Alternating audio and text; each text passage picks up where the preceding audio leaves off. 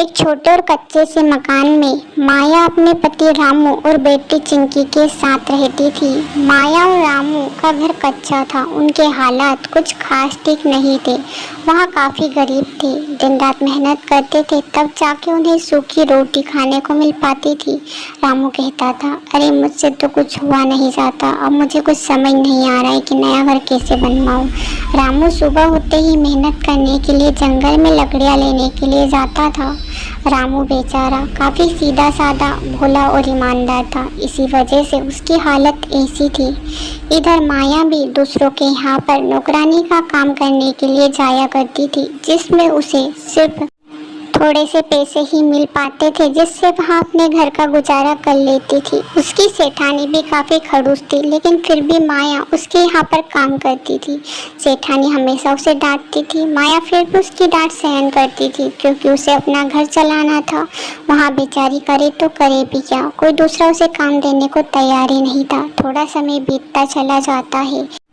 गर्मी से अब बारिश आ चुकी थी, बारिश का महीना आ चुका था, काफ़ी बारिश होने लगी, इसलिए रामू का काम ठप हो गया। रामू काफ़ी परेशान था, क्योंकि अब उसका घर कैसे चलेगा, उसे यही चिंता खाई जा रही थी। इधर माया भी काफ़ी चिंता में थी कि अब वह करे तो करे क्या, लेकिन माया फिर भी अपने पति को समझाती और कहती, अरे आप चिंता मत करिए, आप घर पर ही रहिए, मैं हूँ ना, मैं सेठानी के यहाँ पर काम करूँगी और ज़्यादा मेहनत करूँगी ताकि वह मुझे ज़्यादा पैसे दे और हमारे घर का गुजारा तो चल ही जाएगा। और हाँ, हमारे घर बनाने का सपना था वो तो हम भगवान के ऊपर ही छोड़ते हैं, मुझे तो लगता नहीं इस साल बनेगा। हाँ माया, मुझे भी यही लगता है कि इस साल भी हमें इसी कच्चे मकान में रहना होगा, पर हमारी बेटी की चिंता होती है कि उसे हम किस हालत में रख रही है। आप चिंता मत करिए, मैं हूँ ना। माया फिर से सुबह होते ही जल्दी जल्दी अपनी सेठानी के यहाँ पर काम पर चली जाती है। माया को सिर्फ अपनी बेटी और घर की चिंता सताई जा रही थी, उसकी बेटी की पढ़ाई भी रुकी हुई थी। माया काफ़ी चिंता में थी। वह अपनी सेठानी के यहाँ पर जाती है, थोड़े दिन वहाँ सेठानी के यहाँ पर काम करती है। एक दिन सुबह सुबह सेठानी गुस्से से लाल होकर कहती है, माया तूने मेरे सोने के गहने चुराए हैं, मुझे पता है। तेरे पति का काम खत्म हो चुका है, तेरा पति कुछ नहीं करता, इस वजह से तू चोरी करने लगी है ना, अब से तू मेरे घर पर नहीं आएगी, मुझे पता है तू चोर है। अरे सेठानी जी, आप ये क्या कह रही हो, मैं कुछ भी कर सकती हूँ लेकिन कभी चोरी नहीं कर सकती। हम हमेशा ईमानदारी का ही खाते, इसी वजह से हम गरीब हैं। मेरा पति भी ईमानदार है और उसने मुझे यही सिखाया है। तू ज़्यादा बोल मत मेरे सामने, मुझे पता है मेरा हाथ तूने ही छुड़ाया है, क्योंकि तेरी बेटी की पढ़ाई भी रुकी हुई है। तूने मुझसे उस दिन पैसे मांगे थे और मैंने नहीं दी, इसीलिए तूने चोरी की है ना, अब से तू मेरे घर पर नहीं आएगी।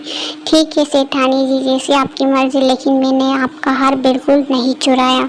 और माया वहाँ से चली जाती है। जोरों की बारिश होने लगती है, बारिश काफ़ी तेज हो रही थी, लेकिन माया को इस चीज़ का बिल्कुल भी आभास नहीं था, क्योंकि उसे तो चिंता सताई जा रही थी कि अब जो काम उसके पास था वहाँ भी उससे छीन लिया गया है, अब उसके घर का गुजारा कैसे चलेगा। माया बारिश में भीगती भीगती अपने घर चली जाती है। काफ़ी रात हो जाती है, घर जाकर देखती है तो खाने के लिए कुछ नहीं था। अरे आज तो खाने के लिए कुछ भी नहीं है, आज ही सेठानी को पैसे देने थे लेकिन आज तो मुझे निकाल ही दिया। अब मैं मेरी बेटी को क्या खिलाऊंगी, मुझे तो कुछ समझ नहीं आ रहा। मैं नहीं चाहती कि मेरी बेटी से भूखी सो। और माया उदास हो जाती है। माया काफ़ी दुखी होती है कि वह अपने घर वालों के लिए कुछ नहीं कर पाई और उसकी वजह से ही उसके घर की ये हालत है। अब काफ़ी ज़ोर से बारिश होने लगती है। माया और रामू का घर कच्चा था, इस वजह से उन दोनों के घर से ज़ोर ज़ोर से पानी गिरने लगता है। तीनों उदास थे, तीनों एक दूसरे से नहीं बोल रहे थे, क्योंकि अब बोले तो बोले क्या, सबको पता था कि उनके हालात कैसे हैं। बेचारे भूखे ही खड़े थे, जोरों की बारिश हो रही थी। माया कहती है, भगवान भी हमारे साथ क्या खेल खेल रहा है ना, इधर तो तीनों भूखे हैं, उधर जोरों की बारिश हो रही है, हमारा घर भी शायद हमसे छीन लेंगे। भगवान शायद यही चाहते हैं, गरीबों की तो वो मदद करना ही नहीं चाहते, हमेशा अमीरों की ही मदद करते रहते हैं।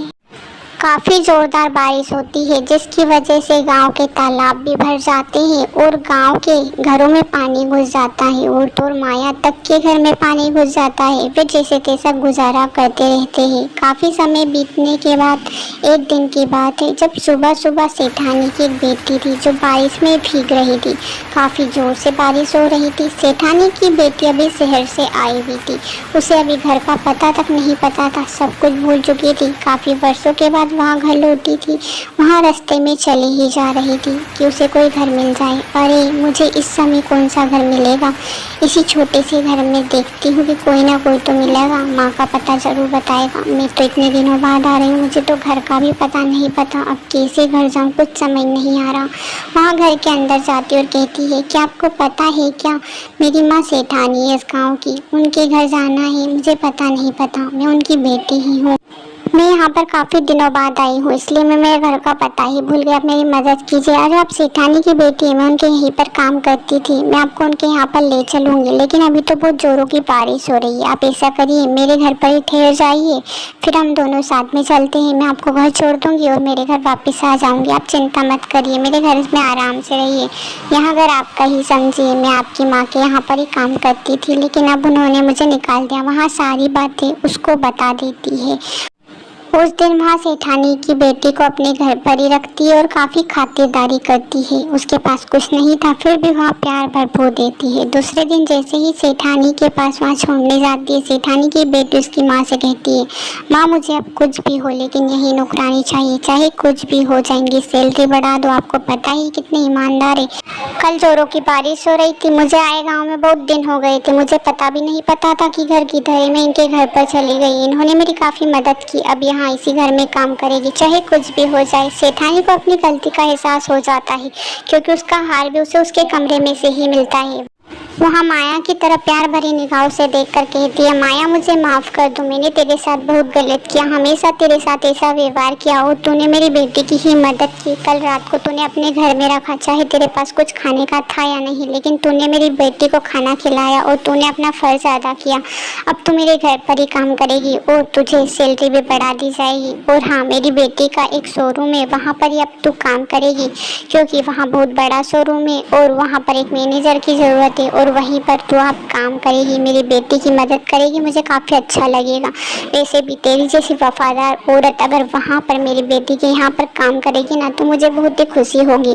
माया काफ़ी खुश हो जाती है कि भगवान ने उसकी सुन ली। दूसरी सुबह होते ही वहाँ अपने घर की तैयारी करने लगती है क्योंकि उसको पैसे मिल चुके थे। वहाँ एक नया घर ले लेते हैं क्योंकि सेठानी उन्हें काफ़ी पैसे दे देती है उनके घर के हालात देखते हुए। वहाँ एक नए घर में आ जाते हैं और तीनों काफ़ी खुश थे।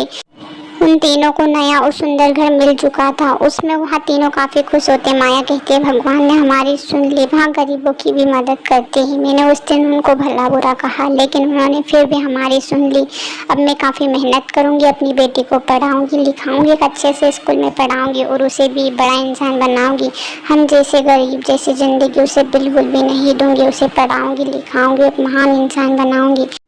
दूसरी सुबह होते ही माया फिर से मेहनत करने के लिए चली जाती है। इस बार सेठानी की बेटी उससे बड़े ही प्यार से बात करती है और सारा काम समझा देती है।